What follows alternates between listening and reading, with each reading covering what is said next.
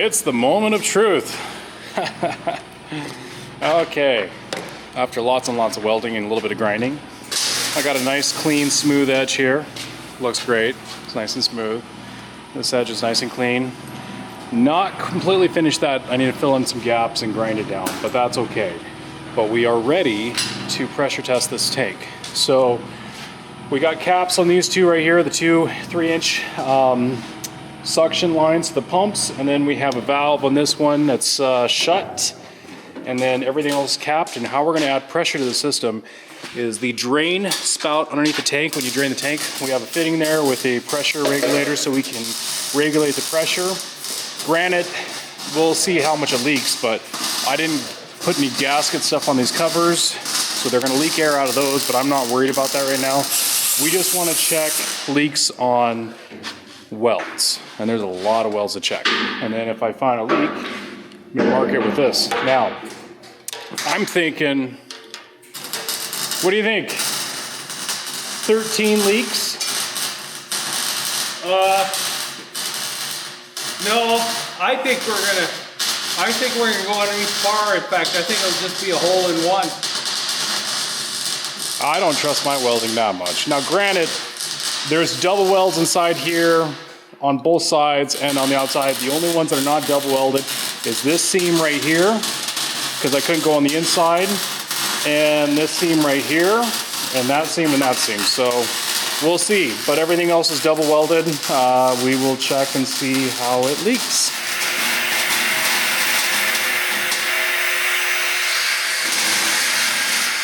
It's leaking pretty good out of these covers. Yeah, it's only holding about Yeah, I think we're gonna have to take them off and put some stuff on it because it's just not gonna keep enough pressure. That's kind of what I was wondering, but worth a try.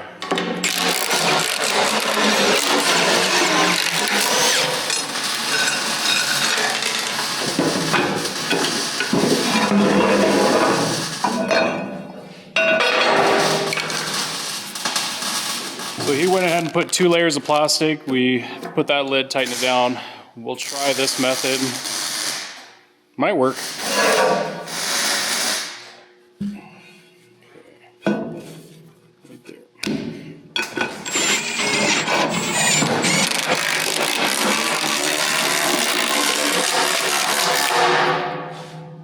Okay, let's try it again.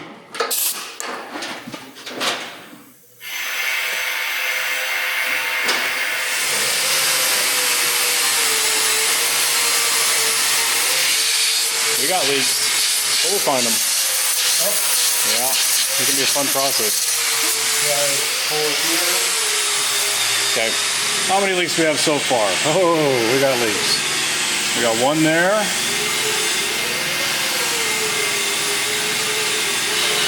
One there, that's 2. 3, 4, 5, 6. We got 6, 7,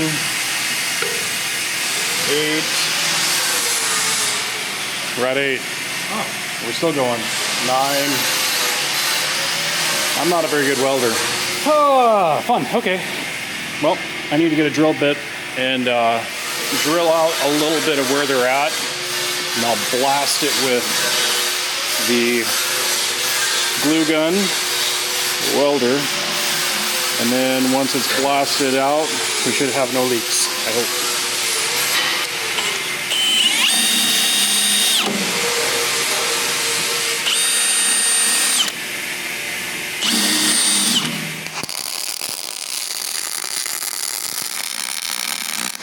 Well, as of just now, 13, and we're still counting, so yeah, I got leaks. I knew it was going to be this way. All right, let's try this again.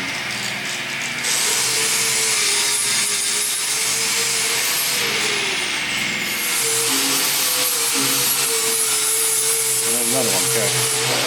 It's going to take a while. We've lost count of how many holes. Yeah, there's too many. Way too many.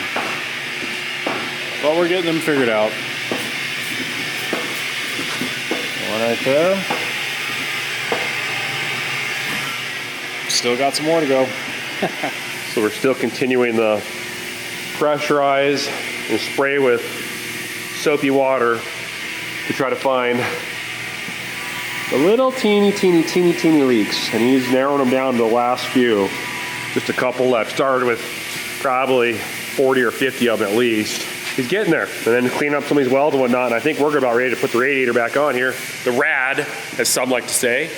And get the hood back on. And then get our hood hardware welded on to hold the hood on. And then we got to figure out, now that the cab's on, how to finish that gap out between the two. We also took the tractor and turned it as sharp as we could. This is what we got. Yeah. That's cute. That's cute. This is what we got. Actually, the other tractor turns a little sharper than this one. This is kind of a V still. The other tractor, the fender, which we've taken out quite a ways, was parallel with this, and I thought closer, so I don't know. Anyways, just imagine big LSW tire right here, big LSW tire right here. You're gonna have probably a foot or more gap between both of the thread. So if you're turned all the way tight like this, it's gonna be a tight to get in. But bright side is we should have lots of room for the ladder in there. So that's good to know. Won't be dealing with ladder problems. We also did a steer test by turning it all the way to make sure that steer cylinder isn't touching the cab jack cylinder. And it was. So our solution, I cut the welds off, moved the bracket back, welded it back up. And now, because it's at an angle and the way the cylinders are coming at an angle, we now have lots of room. So no more steer cylinder touching the jack cylinder for the cab. So we're slowly making progress.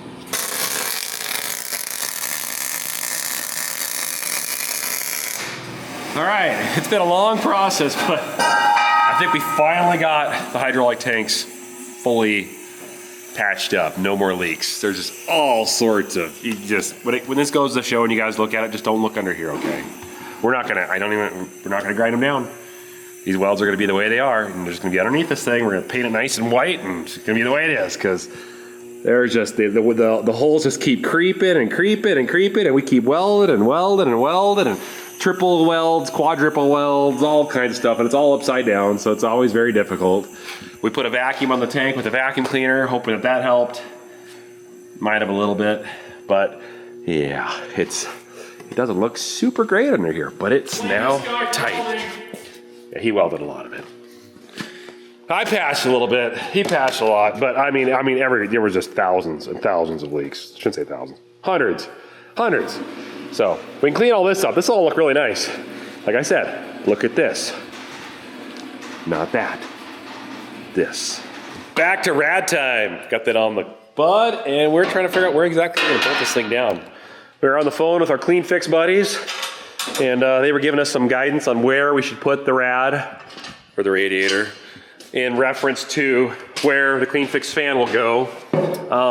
Talking to them, they decided that they would prefer to use their spacer. Nothing against that guy over there, but their adapter's probably gonna be a little better, just a little bit. No, but they're gonna make a new adapter, and then they're gonna make a cowling too to match their fan for this radiator we have. So what we're doing right now is we got a square tubing that has to square the radiator up to make it absolutely square with the engine, the face of the engine. And then we've had to factor in the veining of the blades, the pitch, and how far is that distance gonna go when it turns and opens up all the way? How close are you gonna be to the engine? How close are you gonna be to the core of the radiator? And then also on the front side, we gotta factor in where is the front of our hood gonna go for our grill? And we gotta have room for a cooler in here, as well as lines that gotta run up, hydraulic lines gotta run around the edge of the radiator right there. So you gotta kind of figure all those parts out before we zap this radiator into place. And once we're confident with this being locked in place, brackets are welded in, it can be unbolted and bolted properly, skid steer, death trap goes away, go back, get the hood, bring the hood back over, put the hood back on, and then we can build our brackets that the hood then bolts to, get the hood fixed properly, figure out how far it goes to the cab, and then we gotta figure out how to make up the distance between the cab and the hood now, because we've increased everything like 10 inches, so that's the next step of fabricating.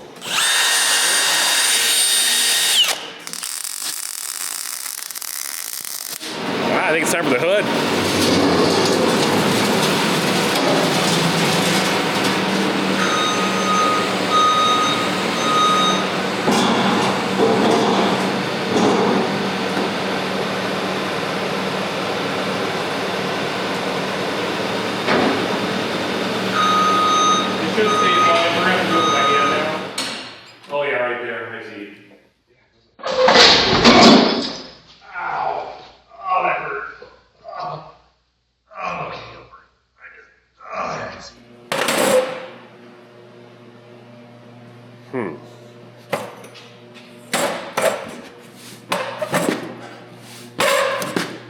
it's looking good. We got the hood brackets welded on. Just a couple bolts just temporarily to mock it up. Found the right place for it. So I think we got enough room to put the clean fix fan and the cowling that's going to be built with the adapter all in there, as well as enough room inside here to put a hydraulic cooler and space to run lines up underneath to feed that cooler, as well as the AC condenser. So yes, now we're getting the battery box cover figured out. So it's right over here. It's a little bit big. We had it big because we figured we'd cut it down. So now that we know our sizes, Welker Farms is going to plasma off the end of that. And then we'll get it up on top here, mock it up. And then we've got these greasable hinges that we'll use to weld to it. So that way that battery box can fold up and down. And then we'll figure out a way to bolt it or latch it or however we keep it on.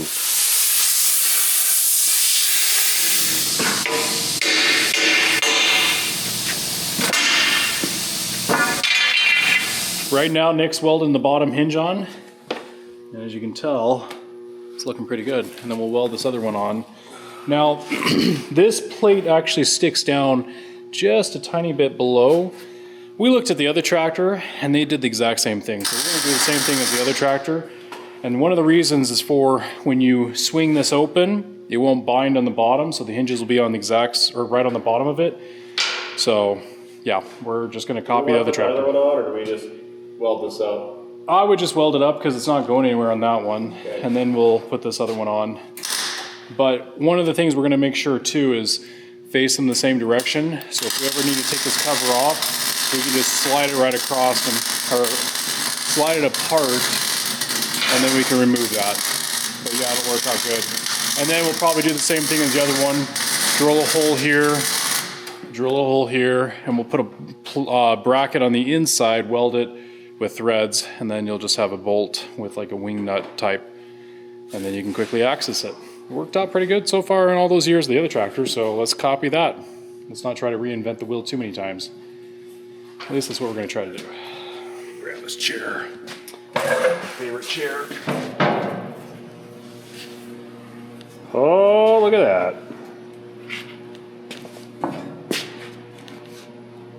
Cool. So technically, we have the hinges set so you can slide this off if you need to remove. If for some reason somebody drives into something and bends it up, we got to fix it. So, anyways, that's good. Well, that was easy. Welker Farms is going to go ahead and tackle the gap between the hood and the cab. We got to have a box built there. And I'm going to jump over to the air cleaner. This came off some Caterpillar machine of some type. So it's got the dirt separator. So air comes in here, settles down, dust and dirt falls to the bottom of that pan, goes up inside here. Your air cleaner, your pre-cleaner and air cleaner are here. And so then it filters the last bit of fine sediment out, and then this goes inside up into your turbo, your engine. But this is how it's gonna sit up against the cab, basically right where that hole is. So I've got to build a stand and legs. Welker Farms already cut some angle iron for me, so I'll make a box, have legs go down, and then we'll have some brackets and flat iron welded to the tank to the top of the bud. That'll bolt down on top. So let's get this done.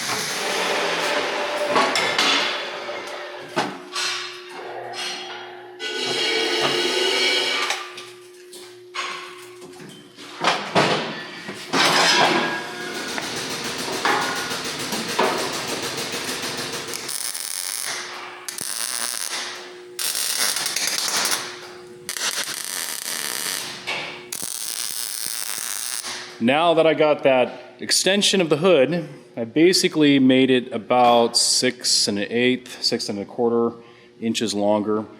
Just turned out that way, but it turned out pretty well. It's lined up fairly well with the seams.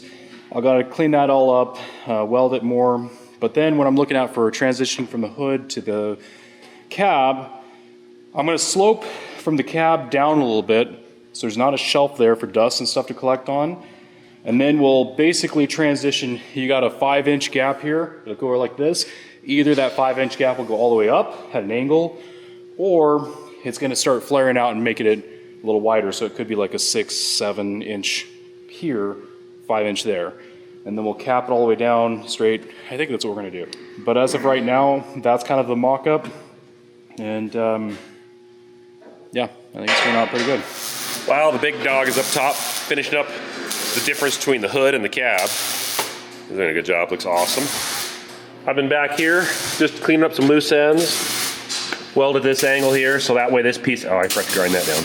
That kind of ties this and makes it look a little better. I couldn't extend this any further because what this articulates, it would hit here, so that's the farthest I could go. That'll really add a lot of strength there. And then back here, I've been turning that into this. Yeah, is that better? So going through, putting weld in all the little divots and cracks and crevices from the previous weld. Then I'm just grinding it down, polishing it, and get it to look like this. There were a few of you that said, hey, I'm really disappointed you guys didn't sandblast that tractor while you had all the axles and everything all, well, dropped down and tractor split, and we are going to. Oh yeah, you're gonna get sandblasted. So that's the plan. We're gonna have a guy come, he's got a portable blaster, he's gonna take this thing and he's gonna blast the blast out of it. So when we're ready, and we're like, okay, we are done fabricating on this tractor, we're ready to start the process of assembling, we're gonna take the cab off, the hood off, the radiator out, the engine out, the transmission out, everything else that doesn't need to be on there. And then he'll come, he'll take this thing either outside or wherever. He's gonna blast the entire thing, get it down to raw metal, then we'll paint it, and decals go back on, and then we start the process of assembling. So cab's gotta have some work done too. We haven't done much in there yet. I also added some polyurethane. I took a bar stock, cut it in half, used the mill, machined out a groove in the center so it fits around this inch plate, and then I got a 1/2 inch plate on the bottom down here that can't go in and out. So this drawbar can now go in and out and slide on that polyurethane and twist a little bit left and right from the rounded edge here. I'm sure these will wear out over time, that's what we'll find out, but that really tightened it up, and then that way you won't get the clunking. So if it doesn't work very good, metal, we can redo it. Cut it up, redo it.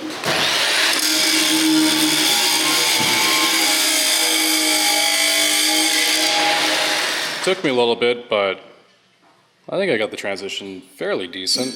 These angles were really messing with my mind because I wanted to try to keep this straight edge right here all the way across, and I wanted to keep this angle right here to be the same here.